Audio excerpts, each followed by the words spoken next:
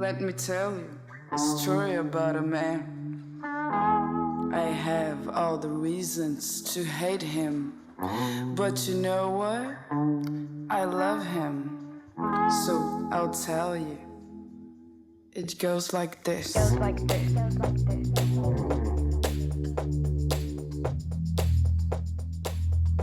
Okay, so the first spot that we've come to with the Porsche Gt3 RS is here in this kind of like shipping container area. We're not allowed to photograph in there because that was kind of the plan. Willis set up the shoot, so I'll link Willis below. Go and check his page out and check the shots that he got off the Gt3 RS. He did scout out a bunch of different locations, but we went to 2 of them already and got told to move on very quickly because Port Authority, they don't like filming and photos. So we're going to get a couple of shots here and then we'll move on to the next location. Flying above the sun, flying above the sun. Flying above the sun, flying above the sun.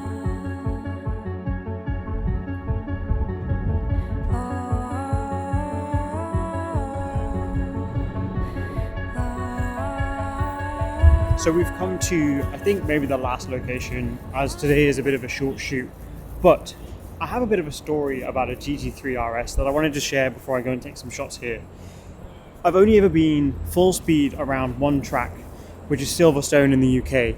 If you've ever had the chance of doing so, you know that it's an insane heritage track and it's an incredible experience. But I got thrown around that track in a Gt3 RS by a guy called Oliver Webb, who's an incredible driver.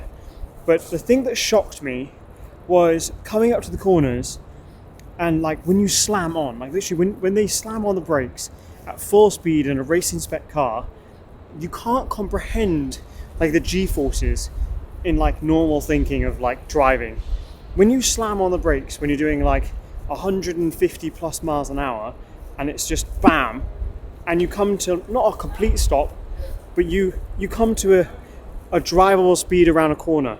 It's hard to like fathom, it's hard to get it into your mind how like intense that is as a passenger, and being thrown around the corners and just having infinite grip in one of these cars is just, it's something that I'll remember for the rest of my life, because if you have the chance to go to any track and get thrown around it in a supercar or hypercar, I really recommend it because it's insane. Can I know where this life goes when I stumble with every step I take? Where do I go when I've lost hope? Can't save my soul. There's something really tranquil about shooting a car at nighttime, and I really want to do more and more of it, because being in a city when it's a lot, obviously during the day, a city's like crazy, it's busy, there's people running around, it's just hectic. When you're out at nighttime shooting a car and it's like peaceful, tranquil, and it's just you, the car, and a couple of the lads, it's really nice. And if you haven't done it already, I highly recommend reaching out to people in your local area and trying to arrange some shoots. The passion for shooting cars stems from when I first initially passed my driving test at the age of 17. And it gave me this overwhelming sense of freedom, this new responsibility where I could take myself to places I had never been before. And it was in those moments where I found this creative, tranquil space that allowed me to feel peace. And if you drive, or if you've been in that situation, then you know how that feels and you can relate to this. Where that kind of intertwines into this type of content is that going out and shooting at nighttime in a city is obviously far different to shooting during the day. In a place like Sydney or London or New York, during the day it is infinitely more busy than it is at 2 a.m. in the morning. And that's where I find that I'm most creative.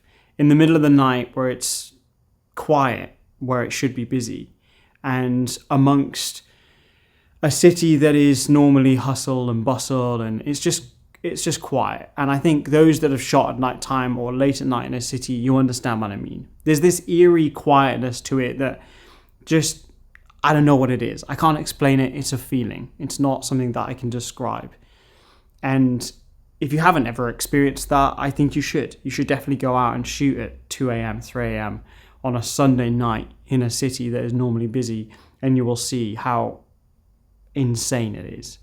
The photos that I took, I'm happy with, but it was more about the feeling. And that, I guess that's what art is, right? Art is subjective. It's about how our creativity makes us feel. And for me, I feel great about the photos that I've taken. And I think that's where this channel is. I want to empower and inspire creatives around the world to go out and just create. It doesn't necessarily matter about what you're going to take a photo of or your skill level or where you're at. It's about just picking up the camera that you have, whatever that is, phone, camera, whatever, and going out and just creating. That's the important part. The end result is obviously important, but it's not the be all and end all. It's the process, it's the feeling. How did those moments, those photos make you feel, and how will it make you feel when you look back on that moment? We're going to have a look at the hashtag Optical Wonder, where I can go through the moments that you've taken and you can share that with me and I can share it then with you guys. The hashtag is actually up to 727,000 posts, and from where it started to where we are, I think it's incredible. There's a bunch of different car shots here, so we're just going to go through them as they appear. This one here, I really like. The car is incredible. It looks insane. And I love the location. The next one is this one just above it. I love the color. It's an old VW and it looks absolutely slammed. Look at that. Oh, look at that bug in the background. That's sick. Really nice set. I love the older generation of VW cars. And going down, there's another set here of another VW. I think it's from the same guy. And it must have been like a dub fest or something, which happens a lot in Europe for obvious reasons. Going down a bit more, let's see what other things we can capture. There's this, what is going on here? I've always seen these, but I've never really understood it. If someone wants to comment down below and explain how this works, because I'd be very interested, because I've never understood it. And I've also never understood the culture. So if somebody can enlighten me about the culture of this type of thing, please let me know, because it's not something that I've ever been accustomed to. Going down a bit more, I'll just pop a like on that one because I forgot to. Going down a bit more, this one here, great set.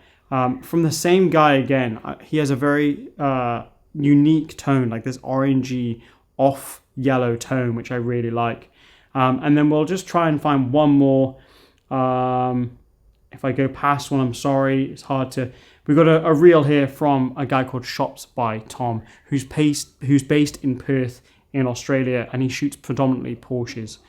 So Tom, if you're watching this, hey dude, and also go and check out Tom's work, because his work is incredible. He does a lot of stuff around Porsches. So if you like Porsches or Porsches, then he's your guy. With all that being said, create more, stress less. Hope you've enjoyed this style of video. And I'm going to intend to do more of that going forward. Any suggestions, feel free to comment down below. If there's a certain car or something you'd like me to shoot or try and shoot, down in the comments.